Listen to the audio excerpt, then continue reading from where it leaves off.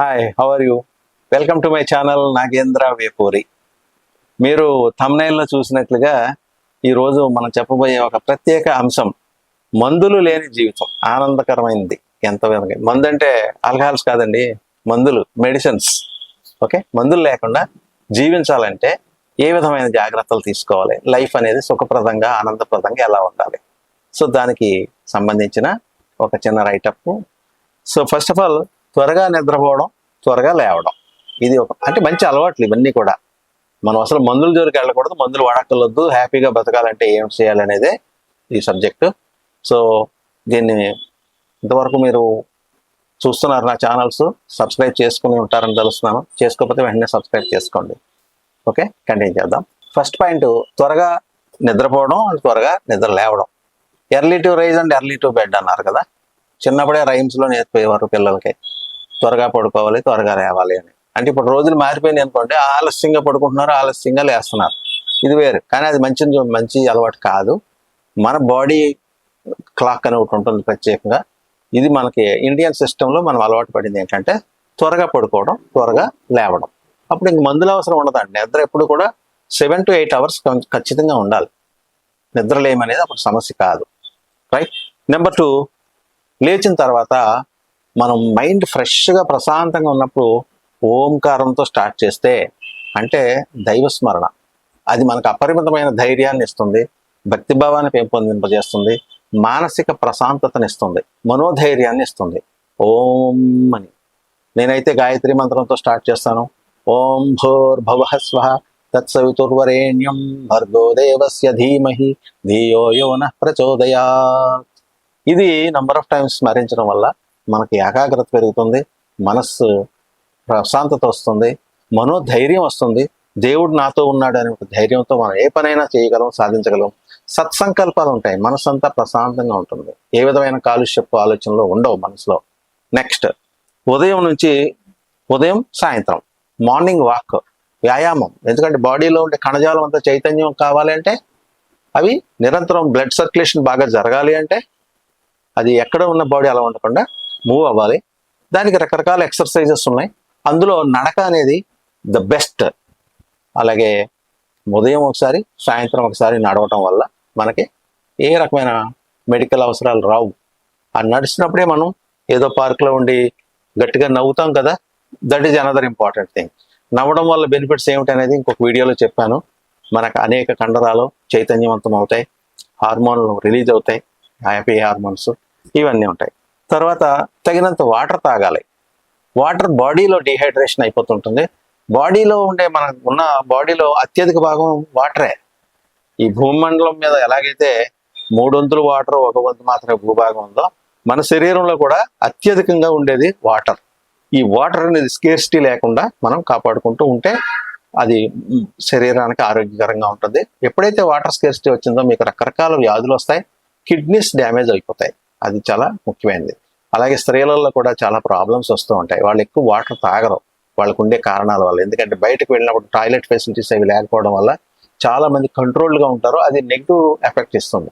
నేను ఆఫీస్లో పనిచేసినప్పుడు చాలా మంది మెడికల్ బిల్స్ వస్తూ ఉండేవి. అవి చూస్తూ ఉంటే ఎక్కువగా లేడీస్లో యూరినరీ ట్రాక్ ఇన్ఫెక్షన్స్ అని ఎక్కువ ఉండేవి. వాటర్ తాగాలి, తాగకపోవటం వల్ల అనర్థం. నెక్స్ట్, సూర్యకాంతికి ఎక్స్పోజ్ అవ్వాలి. మనం మార్నింగ్ వాక్ చేసినప్పుడు లేదా ఈవినింగ్ వాక్ చేసినప్పుడు మిట్ట మధ్యాహ్నం సూర్యుడు కాదు నేను చెప్పేది. మిట్ట మధ్యాహ్నం సూర్యుడు అంటే అది చాలా పవర్ఫుల్, భగభగమండే సూర్యుడు, అది కాదు. మార్నింగ్ ఎర్లీ అవర్స్లో సూర్య నమస్కారాలు అని అంటాం కదా, ఆ టైంలో ఆ ప్రశాంతంగా ఆ లేలేత కిరణాలు పడడం వల్ల మన శరీరంలో విటమిన్ డి తయారవుతుంది. విటమిన్ డి లోపం వల్ల చాలా ప్రాబ్లమ్స్ ఉన్నాయి. చాలా మందికి తెలియని విషయం ఏంటంటే, మీరు మెడికల్ చెకప్ చేయించుకోండి, విటమిన్ డి టెస్ట్ స్పెషల్గా చేయించుకోండి. అది ఎముకలకు సంబంధించిన పెద్ద ప్రాబ్లం అయిపోతుంది. ఆ విటమిన్ డి అనేది లోపం ఎందుకు వస్తుందంటే, సూర్యరశ్మికి ఎక్స్పోజ్ కాకపోవడం వల్ల. ప్రజెంట్ జనరేషన్ పీపుల్ ఎప్పుడు కూడా ఇంట్లో ఉంటారు, ఏసీ రూముల్లో ఉంటారు, ఇక్కడ నుంచి కారు ఎక్కుతారు, ఆఫీసులో దిగుతారు, మళ్ళీ ఏసీ రూముల్లో ఉంటారు, మళ్ళీ వస్తారు. అసలు సూర్యరశ్మికి ఎక్స్పోజ్ కావడం లేదు చాలా మంది. అందుకని వాళ్ళలో ఎక్కువ మందికి విటమిన్ డి ప్రాబ్లం ఉంది, డెఫిషియన్సీ ఆఫ్ విటమిన్ డి. కాబట్టి సూర్యరశ్మికి ఎక్స్పోజ్ అయితే మీకు మెడికల్ అవసరాలు ఉండవు. నెక్స్ట్, చప్పట్లు కొట్టడం, ఇలా చేయడం వల్ల కూడా మీ బాడీ చైతన్యవంతంగా అవుతుంది, అది కూడా మంచి అలవాటు. మౌనం పాటించడం అంటే మనం అనవసర విషయాలకు వెళ్ళకుండా ఏమీ ఎక్కువ వాగుడు వాకుండా ఉండటం వల్ల మానసిక ప్రశాంతత ఉంటుంది. ఏ విధమైన ఆందోళన ఉండదు. మౌనంగా ప్రశాంతంగా ఉండటం. ఒక ఋషులు ఎలాగో ఆశ్రమం నిర్వహిస్తుంటారు, మునీశ్వరులు ఎలా ఉంటారు, వాళ్ళు మౌనమే కదా పాటించేది.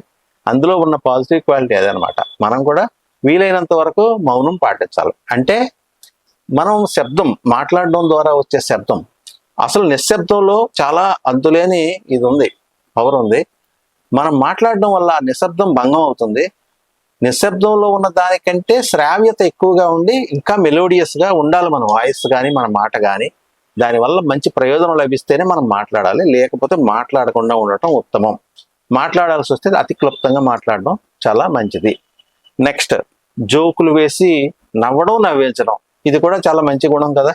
హ్యాపీగా ఉండటం అనేది దానికి అది ఒక మూల కారణం అవుతుంది. నెక్స్ట్, లభించిన దాంతో తృప్తి చెందటం, ఇది చాలా ఇంపార్టెంట్. ఇది సైకలాజికల్ ప్రాబ్లంకి లీడ్ చేస్తుంది. ఎక్కువైతే మన అసంతృప్తికి లోనవుతాము, అది ఎప్పుడు కూడా మనకు మెంటల్గా డిస్టర్బ్ అవుతూ ఉంటుంది. అక్కడ నుంచి ఫ్రస్ట్రేషన్ అంటారు, డిప్రెషన్ అంటారు. అత్యాశకు పోతే అనర్థాలు ఎక్కువ సాగుతుంటాయి. కొంతమంది ఎక్కువ కావాలని కోరుకోవడం, ఆఫీసులో లంచాలు దిగమింగటం, ఏసీబీ కూడా వచ్చి పట్టుకోవడం, సస్పెండ్ చేయడం, ఇవన్నీ అవసరమా? కాబట్టి సంతృప్తిగా ఉండటం అనేది చాలా ఇంపార్టెంట్. మనం ఎప్పుడైతే మనకున్న దాంతో, లభించిన దాంతో సంతృప్తి చెందుతామో చాలా హ్యాపీగా ఉంటుంది. ఏ విధమైన టెన్షన్ ఉండదు, ఏ విధమైన మందుల అవసరాలు రావు ఎప్పుడైతే టెన్షన్ లేదో. నెక్స్ట్, నిజాయితీ అండ్ సానుకూలత. నిజాయితీగా ఉండటం, ఇప్పుడు చెప్పిందే, ఈ అన్యాయాలు అక్రమాలు చేసుకోవడం, ఇతరులను పీడించడం, ఆ విధంగా మనం ఏదో లబ్ధి పొందే ప్రయత్నం చేయడం, ఇలాంటివి ఉండకూడదు. సానుకూల దృక్పథం ఉండాలి మనకి ఎప్పుడు కూడా. అంటే ఎస్, మనం వల్ల మనకి ప్రయోజనం కలగాలి, నలుగురికి ప్రయోజనం కలగాలి. అంటే ఏదన్నా ఒక మంచి పని సాఫీగా జరుగుతున్నప్పుడు మనం కూడా మన వంతు సహకారం చేస్తే అందరికీ ప్రయోజనమే కదా. కొంతమంది అందులో అడ్డు పెట్టేవాళ్ళు ఉంటారు, గొడవలు పెట్టేవాళ్ళు ఉంటారు. దానివల్ల ఫ్రిక్షన్స్ డెవలప్ అవుతూ ఉంటాయి, కాన్ఫ్లిక్ట్స్ డెవలప్ అవుతాయి, గొడవలు వస్తూ ఉంటాయి. ఇదంతా అవసరమా? కాదు కదా. సానుకూల దృక్పథం కలిగి ఉండటం, పాజిటివ్నెస్ ఉండటం. నెక్స్ట్, ఉద్రేకపడకుండా శాంతంగా ఉండటం. దీనికంటే మంచి గుణం ఇంకోటి ఏమీ లేదు. అసలు మన యొక్క సైకలాజికల్ డిజార్డర్స్లో ఈ ఉద్రేకపడడం, కోపం అనే గుణం చాలా పవర్ఫుల్ గుణం. దానివల్ల చాలా నెగిటివ్ ఎఫెక్ట్స్ ఉంటాయి.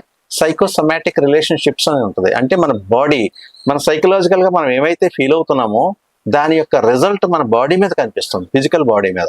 అంటే ఉదాహరణకి, మీరు కళ్ళు మూసుకుని మీ నోట్లో నిమ్మకాయ పిండుతున్నారు అనుకోండి, ఊహించుకోండి అంతే. నిమ్మకాయ పిండట్లేదు కానీ నిమ్మకాయ పిండుతున్నట్టుగా ఇలా ఊహించుకుంటే మీకు లోపల లాలాజలం ఊరిపోతుంది.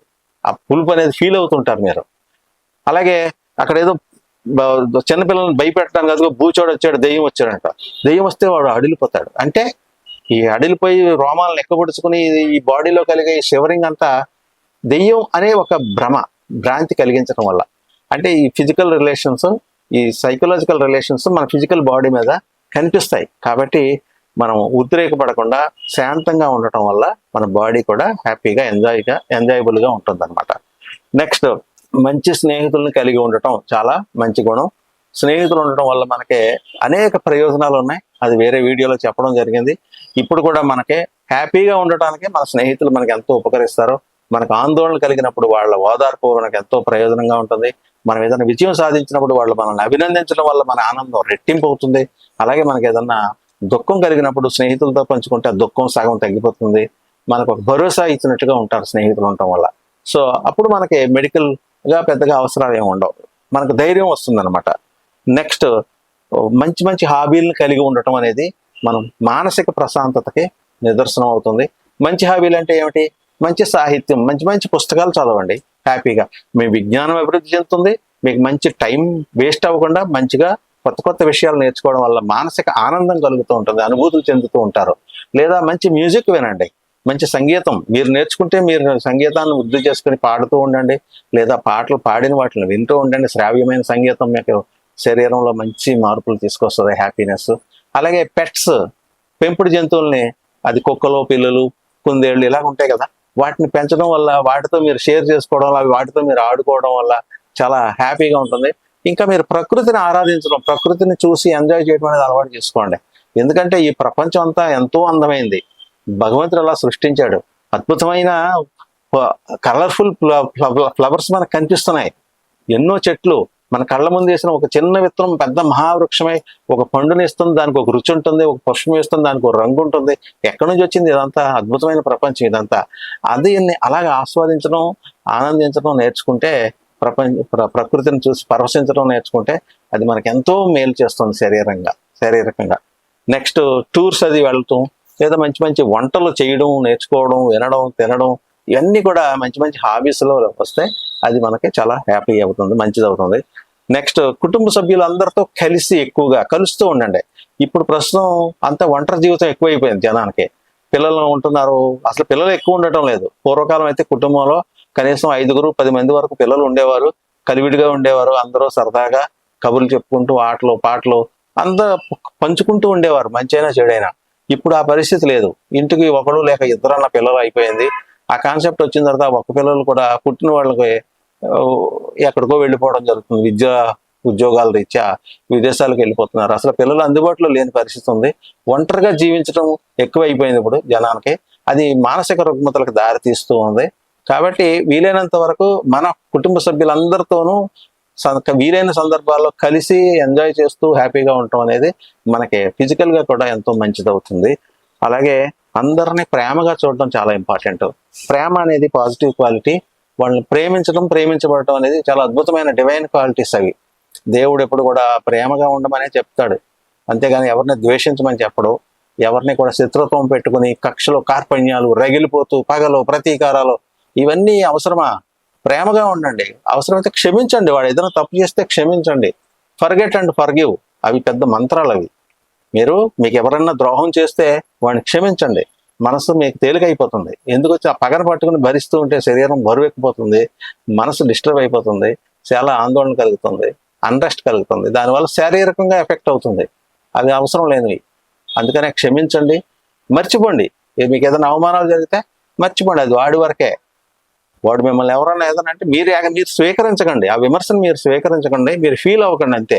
అది వాడితోనే ఉండిపోతుంది.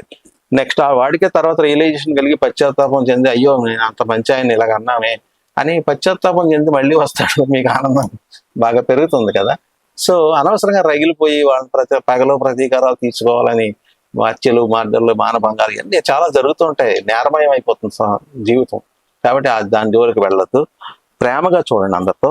అలాగే ఇందాక చెప్పినట్లుగా పెంపుడు జంతువులతో కాలక్షేపం చేయటం వల్ల మీకు జాలి, కరుణ, దయ ఇలాంటి లక్షణాలన్నీ ఏర్పడతాయి. ఎంత అమాయకంగా ఉంటాయండి ఆ జంతువులు, పెంపుడు జంతువులు. అవి మీరు కనిపెట్టేసరికి మీరేమి చేశారు, దానికి ఎవరు 2 బిస్కెట్లు ఇచ్చారు అంతే. దానికోసం అవి ఎంత విశ్వాసం చూపిస్తాయి. కుక్కలు ఎంత తోక ఆడిస్తూ మీ దగ్గరికి వస్తున్నాయంటే ఎంత ఆనందంగా అవి ఉంటాయి. అలాగే మనం ఉండలేము ఆనందంగా, మనం కూడా అలా ఉండాలి. సో అది ఒకటి. నెక్స్ట్ మితాహారం భుజించడం అనేది మనం ఆరోగ్య రక్షణకు చాలా ఉపయోగం. మితాహారి మేధావంతుడు అవడానికి సందేహం లేదు. అమితాహారం అనారోగ్య హేతు. ఇది నేను చిన్నప్పుడే చదువుకున్నాను, అది పాటిస్తూ ఉంటాను. అలా పాటించండి. మితాహారం అంటే బ్యాలెన్స్డ్ డైట్. మనం ఎంత తినాలో అంతే. అంటే మనకు జీర్ణాశయానికి ఒక లిమిటేషన్ అంటూ ఉంటుంది.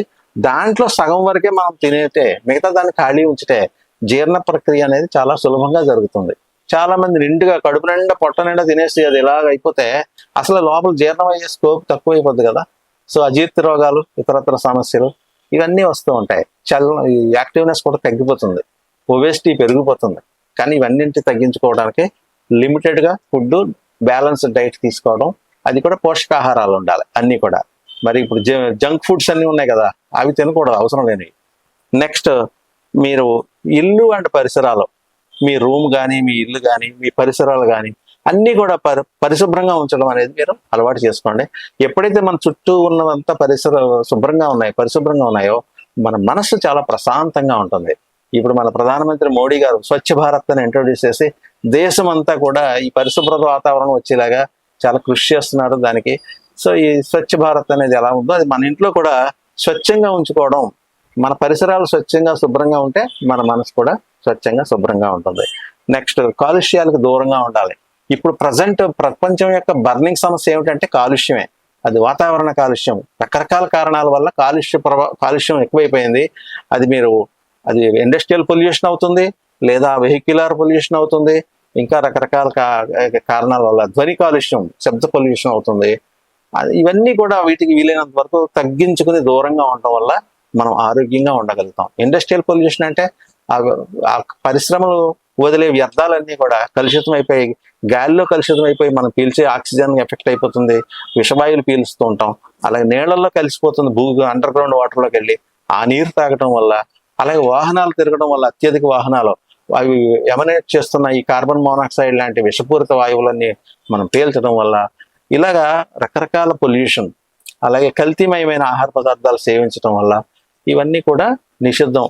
కాబట్టి వాటికి దూరంగా సాధ్యమైనంత మంచి ప్లేస్లో ఉండటం అనేది మనం బాగా హెల్ప్ అవుతుంది. నెక్స్ట్, ప్లాన్ ప్రకారంగా మనం పని చేసుకుంటే నెమ్మదిగా ఆందోళన లేకుండా ఉంటుంది. Slow and steady wins the race అని మీరు వినే ఉంటారు. స్లోగా చేసుకోండి, స్టడీగా చేసుకోండి, అంతేగాని ఉరుకులు పరుగులతో పరిగెట్టుకెళ్ళి చేయవలసిన పనే ఉంది. ఓకే, ఆ విధమైన ఆందోళనకి కారకాలు అవుతాయి అవి.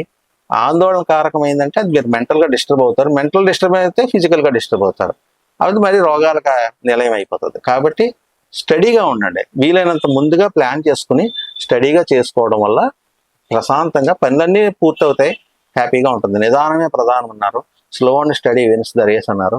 హ్యాపీగా చేసుకోవాలి. మనం స్టడీగా వెళ్తూ నెమ్మదిగా వెళ్తూ సరి అయిన దారిలో వెళ్ళడం ఉత్తమం, అంతేగాని ఉరుకుల పరుగుల మీద రాంగ్ డైరెక్షన్లో వెళ్ళడం అది దానివల్ల ఉపయోగం లేదు, నష్టం తప్ప.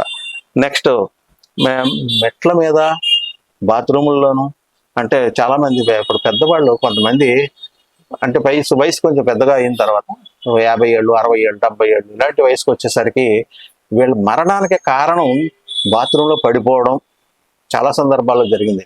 మన president of India, ex president జ్ఞాని జైల్ సింగ్ అని ఉండేవాడు. ఆయన బాత్రూంలో పడిపోయిన తర్వాత బెడ్ రెడీ అయిపోయి చాలా నాళ్ళ తర్వాత చనిపోయాడు. ప్రెసిడెంట్ ఆఫ్ ఇండియా మాజీ. అలాగా బాత్రూంలో పడిపోయి చనిపోయే వాళ్ళు చాలా మంది ఉన్నారు. ఆ ప్రమాదం రాకుండా మనం ముందు జాగ్రత్త తీసుకోవడం చాలా ఉత్తమం. Prevention is better than cure అన్నారు. ప్రమాదం రాకుండా ముందుగానే జాగ్రత్త పడితే ఎంతో ఉత్తమం కదా. అంటే బాత్రూంలో కానీ రైలింగ్స్ ఉపయోగించుకోవడం అనేది చాలా మంచిది. మనం మెట్ల మీద దిగినప్పుడు కూడా రైలింగ్స్ పట్టుకుని దిగాలి, ఊరికనే దిగకూడదు. వయసు పెరిగే కొద్దీ కూడా బోన్స్ ఫ్రెగైల్ అయిపోతాయి. అంటే బోన్స్లో పూర్వం మొదట్లో ఉండేలాగా ఉండదు, ఫ్లెక్సిబిలిటీ ఉండదు, అవి పిలిసి బారిపోతాయి, పడిపోతే విరిగిపోతాయి. కాబట్టి ఆ పరిస్థితి రాకుండా ఆరోగ్యంగా ఉండాలి, డాక్టర్ దగ్గరికి వెళ్ళగలుగుతుంటే ఇవన్నీ కూడా వాడుకోవాలి, ఇటువంటి జాగ్రత్తలు తీసుకోవాలి. నెక్స్ట్, కాటన్ దుస్తులు ధరించడం, మీకు బాడీకి సూట్ అయ్యే వదిలేని దుస్తులు ధరించడం అనేది అడ్వైజబుల్. టైట్ దుస్తులు ధరించి శరీరం అసౌకర్యంగా ఉండటం వల్ల మరి ఇంటర్నల్ మనకి డెర్మటాలజీకి దగ్గరికి వెళ్ళవలసి వస్తుంది, శారీరక చర్మ వ్యాధులు వస్తాయి. కాబట్టి మీరు శారీరకంగా శుభ్రత పాటించడం, కాటన్ దుస్తులు ధరించడం వల్ల మీరు ఇది మంచిదవుతుంది. మరి శీతాకాలం అయితే దానికి తగిన దుస్తులు వేసుకోవాలి, అప్పుడు కాటన్ అని కాదు. నెక్స్ట్, మనీ మేనేజ్మెంట్, ఇది చాలా ఇంపార్టెంట్. చాలా మంది మనీ వల్ల ఆందోళన చెంది ఆత్మహత్యలు చేసుకునే వాళ్ళు ఉన్నారు. కుటుంబాలే గల్లంత అయిపోతున్నాయి. ఇప్పుడు ఈ మధ్య బెట్టింగ్ యాప్లు వచ్చి డబ్బులు పోగొట్టుకుని పోతున్నారు, సూసైడ్ చేసుకుంటున్నారు. అంటే మనీ మేనేజ్మెంట్లో ప్రాబ్లం వచ్చి మనీని దుర్వినియోగం చేయకూడదు. మనీ మనం బ్రతకడానికి ఇంధనం లాంటిది, ధనం ఇంధనం. కాబట్టి ఇదేమిటంటే మనం డబ్బుని పొదుపు చేయడం అనేది, పొదుపు చేస్తే సంపాదించినట్టే లెక్క. Money saved is money earned అన్నారు. అలాగే మనం ఎర్న్ చేసిన మనీని సద్వినియోగం చేయాలి, పోగొట్టుకోకుండా కాపాడుకుంటూ జాగ్రత్తగా ఖర్చు పెట్టుకుంటూ పొదుపు చేస్తే మనం అప్పులు ఇవ్వకూడదు, అప్పులు తీసుకోకూడదు, అప్పుల బారిన మనం పడొద్దు. అప్పులు అనేది ఒక పెద్ద వ్యసనం లాంటిది. కొంతమందికి అప్పులు అప్పారం అనే సినిమా కూడా ఉంది. ప్రతిదీ అప్పు అప్పు అప్పు. ఈ అప్పు వల్ల అన్రెస్ట్ క్రియేట్ అయిపోద్ది. అప్పు ఇచ్చిన వాడికి తప్పే, ఇవ్వకపోయినా తీసుకున్న వాడికి తప్పు అయిపోద్ది, ఇద్దరికీ అన్రెస్ట్ గానే ఉంటుంది. అది అవసరమా మనకి?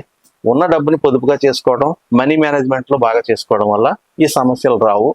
అలాగే రెగ్యులర్గా మెడికల్ చెకప్ చేయించుకోవడం వల్ల ముందుగానే ఏదన్నా మన బాడీలో డెవలప్ అవుతూ ఉంటే, ఏదైనా సిస్టమ్ డ్యామేజ్ అవుతూ ఉంటే ముందుగా మనం గ్రహించుకొని దానికి తగిన చర్యలు తీసుకుంటే, ఆహార లోపం వల్ల, విటమిన్ డి లోపం వల్ల చర్మ వ్యాధి వస్తున్న, ఎముకల వ్యాధి వస్తుంది. ఇప్పుడు విటమిన్ డికి మీరు సూర్యరశ్మిలో తిరగడం వల్ల మెడికల్కి వెళ్ళక్కర్లేదు కదా. అలాగే ఇతర సమస్యలకు కూడా కారణాలు దొరుకుతాయి. మెడికల్ చెకప్ చేయించుకుంటే ఇంక తర్వాత డాక్టర్ల అవసరాలు ఉండవు, మీరు కరెక్షన్స్ చేసుకోవడం వల్ల. అలాగే పొగ త్రాగటం, గుట్కాలు సేవించటం, ఆల్కహాల్ తీసుకోవడం, డ్రగ్స్ గంజాయి లాంటివి తీసుకోవడం, ఇవన్నీ కూడా మీ శరీరాన్ని డ్యామేజ్ చేసి మిమ్మల్ని సినిమాలకి మరణానికి దగ్గర చేసేస్తాయి. సినిమాల్లో ట్రైలర్స్లో వేసేవి అవే కదా, ఆ గుట్టకాలు తీసుకుని ఆ క్యాన్సర్లు వచ్చి చచ్చిపోతున్నారని చెప్పేసే కదా. పొగ త్రాగటం వల్ల లంగ్స్ పాడైపోతాయి. అలాగే డ్రగ్స్ వల్ల శరీరంలో సమస్త సిస్టమ్స్ డ్యామేజ్ అయిపోతాయి, ఊపిరితిత్తులు డ్యామేజ్ అయిపోతాయి. ఓకే, అలాగే లివర్ డ్యామేజ్ అయిపోద్ది, హార్ట్ డ్యామేజ్ అయిపోద్ది. కాబట్టి వీటికి దూరంగా ఉండాలి. ఇటువంటి వ్యసనాలకి ఎడిక్షన్స్ కాకుండా ఉండటం అనేది మీ ఆరోగ్యాన్ని కాపాడుతుంది. Next, social responsibility. ఇప్పుడు మనం ఒక వ్యక్తి, ఒక దీనుడైన వాడు, ఒక పేదవాడు, ఒక బికారుడు ఎవడో ఉన్నాడు అనుకుందాం. వాడికి ఏదన్నా ఒక 10 రూపాయలు దానం చేస్తే వాడు చాలా ఆనందపడతాడు. వాడి ఆనందం కంటే మనకు కలిగే ఆనందం ఎక్కువ. మీరు అది గ్రహించుకోవాలి. మనం ఎవరికైనా హెల్ప్ చేస్తే వాళ్ళ కళ్ళల్లో ఉన్న ఆ మెరుపు చూస్తే మనకు కలిగే ఆనందం చాలా అద్భుతమైంది. అటువంటి అనుభూతి మనం పొందాలంటే మనం ఇతరులకి కాస్త జాలి, దయ, కరుణ, ఈ గుణాలన్నీ కనబరుస్తూ వాళ్ళకి సేవ చేసి హెల్ప్ చేస్తే చాలా మంచిదవుతుంది.